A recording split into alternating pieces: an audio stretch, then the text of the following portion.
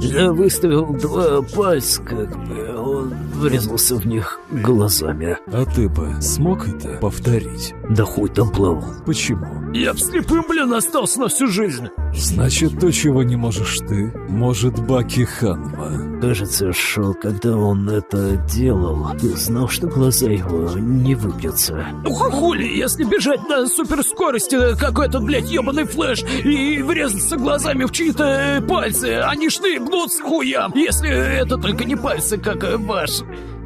И какая же была у него скорость? Как у скоростного паровозика. Как у поезда, говоришь? Да ну нах, он верит мне.